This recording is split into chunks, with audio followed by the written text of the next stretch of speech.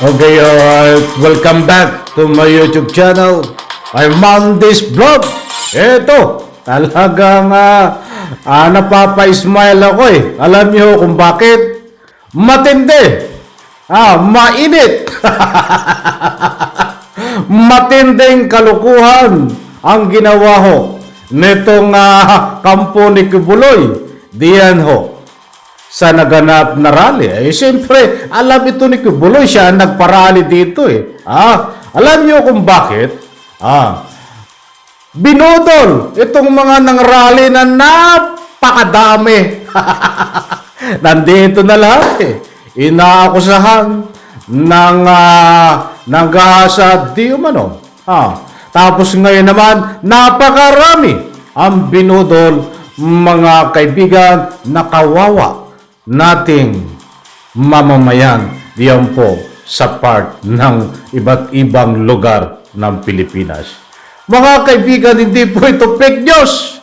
Nako po, alamin po natin ang kabuuan laman ng video na yan. Ang ating tatalakayin kung bago pa lang po kayo sa aking maliit pa na YouTube channel.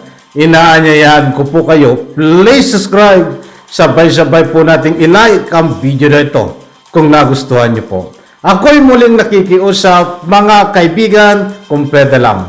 Patapusin po nating panoorin ang kabuuan ng vlog na ito. At nang sa ganon, lubos po nating maunawaan. Kaibigan, samahan niyo po akong panoorin.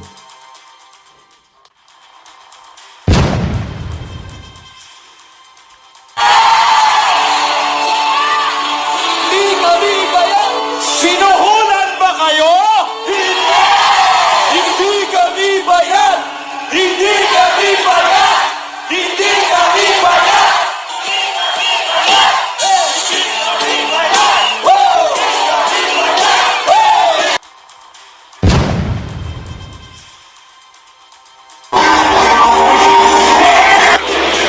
Kanina po, nakita ko po kayo doon sa grupo po ninyo.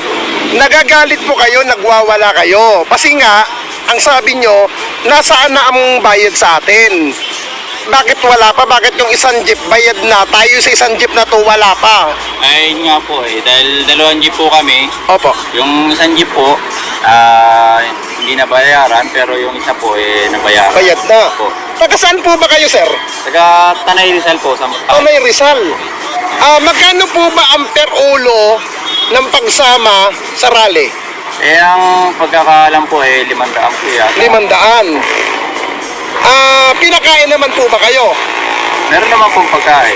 Pero yung bayad, wala na. Yung isang jeep ay hindi nabayaran. Nabayaran. Sino po ba ang nag-recruit sa inyo? Isa pong pastor. Brother. Sino, kilala nyo po ba yung pangalan? Apo, Brother Jerome. Brother Jerome. Ano po, ngayon, first time nyo lang po bang ma-recruit? First time lang po.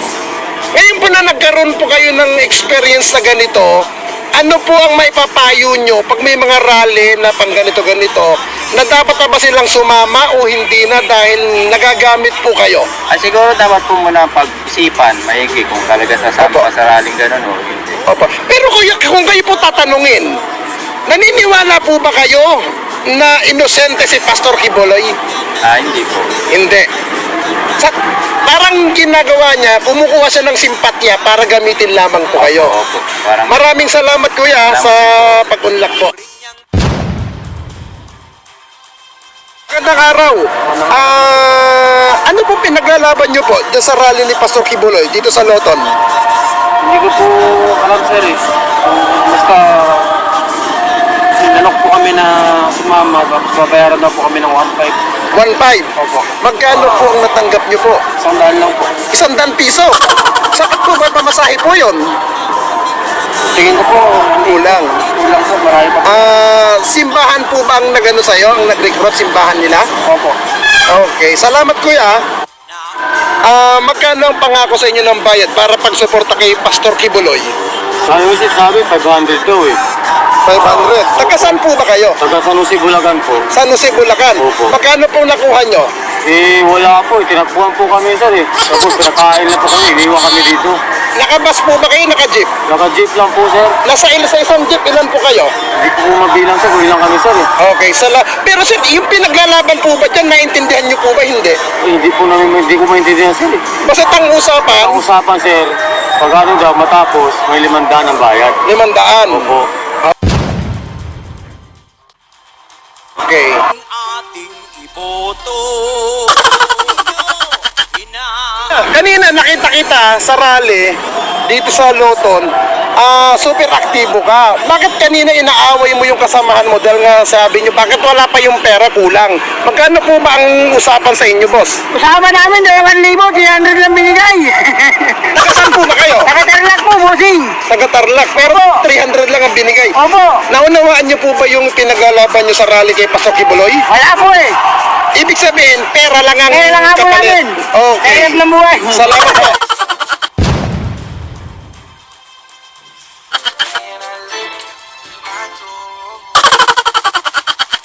Ang araw po, ano po ang pinaglalaban nyo po kuya sa rally po ngayon? Wala. Wala po kayong ipinaglalaban. Bakit po kayo sumali sa rally pong ito? Para sa pera lang. Pera, magkano po ba ang pangako sa inyo? 1,000. 1,000 ang kapalit ng pag-rally na suporta kay Pastor Apollo Kibuloy. Kwenta binibig.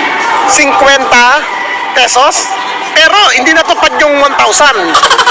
Taga saan po ba kayo? Payatas. Payatas pa. Kulang pa po yung 50 peso pamasahe mula Payatas. Salamat po kuya. Pako, kanto ng kanto ninyo, mayroon tayong Araw po sa iyo. Kamusta po ang inyong pagdalo po sa rally po para po sa pagsuporta kay Pastor Apollo Kibuloy po? Oh, wala. Wala po. Wala. Bakit pong wala? Kasi 1,500 yung ano sa amin, kaso nakuha lang namin 200. 200 pesos. Taga saan po ba kayo? Napayatas. Taga Payatas po. Kuya, meron po ba kayong ipinaglalaban sa rally pong to? Wala. Ibig sabihin kuya, ang kapalit lang ng pagsama nyo sa rally ay pera. Yun lang. Wala kayo talaga ipinaglalaban. Okay, salamat po. Okay, alright, shout out, maraming salamat. Ipahintulot ang paggamit ng iyong video clips. Kapitan, Kap Ninyo Barsagan, nako po, matindi ka talaga. I salute to you. Yan pong video na yan ay hango dito kay actual interview ni Kap Ninyo Barsaga. Pwede nyo pong suportahan ang kanyang YouTube channel, mga kaibigan. Muli po, ipahintulot ang paggamit ang iyong video clips, Kap Ninyo Barsaga. Eto! Alagang hindi kami bayad. Hindi kami bayad. Suntukin kaya kita sa loob mo.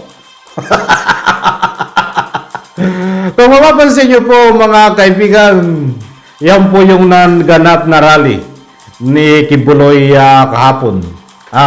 Diyan po sa Bonifacio. At sa unang porsyon ng video nga ay hindi kami bayad. Hindi kami bayad. Suntukin kaya kita sa noo mo. Kalokohan mo, tanga-tanga ka, gago. Tanggala ka na nakakatakot-takot. Kita nyo mga kaibigan, patuloy ang pambubudol nila. Patuloy ang pambibiktima ng ating kapwa may hirap na katulad ko. Mga kaibigan, ay maliwanag po diyan sa gulong ng video na yan. Sapagkat yung pong rally na yan, hindi po naman lahat. Yung iba ay kasapi ng kanilang reliyon ho. At yung iba ho, ay hinakot para bayaran, subalit hindi binayaran. Makikita po natin at mapapanood sa actual interview nitong ating kasama na si Boss Ninyo Barsaga na vlogger ay hindi sila binayaran. Yung iba ay binigyan ng 50, yung iba ay 100. Pero may usapan na 1,500, mayroong usapan na 1,000, at yung iba ay ang sabi nga ay tinakbuhan sila. Mako po, kawawa naman. Ay paano kung pambili ng gamot? Tapos tinakbo pa, di ba? Ang punto de vista po natin, mga kaibigan, ang gusto nating ipahiwatig dito, ay ito po ay isang patuloy na hindi magandang gawain nitong kampuho ni Nicky Buloy, na ngayon po ay marami pong kinaharap na inaakusa sa kanya, subalit ayaw niya po sagutin. That's why nagpunta po sila diyan sa lansangan upang magrally. Karapatan po nilang ipahayag ang kanilang karapatan sa loobin. But dito ho, ika nga po inatuklasan natin ito, ay lalo po siyang nadidiin ang kampo ni Kibuloy. Dahil ito po ay hindi maganda.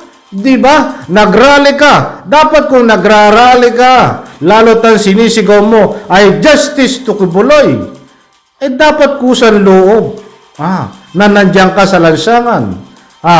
Na nakikisalamuha ka at sumisigaw ka ng justice for Kibuloy at siyempre hindi ka bibayad. Ay kabaliktaran ho ang nangyayari. Bayad sila. Tama nga, hindi kami bayad, hindi nga kayo binayaran. Kaya sabi mo hindi kayo bayad. Isang uri ho ng pambubudol, pambibiktima ng ating kapwa may hirap, mga kaibigan. Ano ba ang pinaglalaban nyo? Justice for Kibuloy. Ay sa bagay, hindi ko na ito i-explain. Dahil nakasarado po ang utak nyo. Dito ho kay Kibuloy dahil mapera. Dahil tagasunod kayo. Itong mga tagasunod, hindi ko na sinasama itong mga hindi binayaran, mga kaibigan. Itong mga organizer. Mahirap i-explain po dyan dahil sarado na ang kanilang utak, mga kaibigan. Dahil ito ay nadoktrinahan na. Nang ika nga po ay mabulaklak. Napananalita ni Kibuloy, waring mamunto pa na humaharap sa tao, subalit ibaho ang kanyang adikain buhat sa kanyang kalooban. Bakit po natin nasabi? Sa dami ho ng testigo na humarap, na inaukusa sa kanila with supporting document. Sa dami ho ng kaso nito dyan sa Amerika. Sa dami ho ng kaso dito sa Pilipinas na patumpato with supporting dokumento. Kaya't ngayon pa lang po, dito sa kanyang makinakaharap na kaso ay mayroon siyang katangian sa pagkatao na hindi magandang ginagawa, mga kaibigan. Pero mga kaibigan, ngayon po ay ginaganap ang Senate hearing tungkol dito sa mga inabuso, ginahasa, biktima, di umano ni Kibuloy. Abangan nyo po mamaya, mga kaibigan, ng latest update dito. At ito muna ang ating binigyan ng highlight. At sabi nga, ay nagmamalinis itong kampo ni Kibuloy na hindi bayad ang mga tao na hinahakot niya diyan sa rally. Yan po ang katunayan. Hindi ko po kayo binibigyan ng fake news. Nandiyan po sa video na yan. Kaya kayo pong mga lalong-lalo na ito, si Robin Padilla. Ako po mismong nananawagan, kahit ngayon ho, hindi po dapat sa Senado nakapwisto itong si Robin Padilla. Ganyan ba ang iyong sinusuportahan? Dapat nasa gitna ka man lang, Robin Padilla. Sinasabi mo nga sa iyong mga interview na ikaw ay artista sa mga live interview mo. Dapat igalang ang mga kababaihan. Kahit dyan sa Senado, mayroon kang speech na dapat igalang ang kababaihan. Ganyan ba? Ginagalang mo ang kababaihan? Ano itong iniimbestigahan sa Senado tungkol kay Kibuloy? Siyempre ang karapatan ng mga kababaihan. Subalit gusto mong ipatigil ang hearing. At kinukontra mo itong mga hearing. Paano mo masasabi na igagalang ang karapatan ng mga babae, kababaihan? Ang pinoprotektahan mo dito ay iyong kaibigan ng hindi kababaihan na si Kibuloy. Kaya dapat hindi ka diyan sa Senado. Mag-artista ka diyan kabagay. Hindi lang ako ang nagsasabi niyan. Napakarami ho. Public opinion nila na hindi karapat dapat sa Senado itong si Robin Padilla. Yan ay isang public opinion, punto de vista na nakikita ko at inaaral ko ang mga galawan nitong si Robin Padilla. Muli po, pagpalain po tayo lahat. Sabay-sabay po natin like ang video na ito kung nagustuhan niyo po. Bye-bye, palakpakan.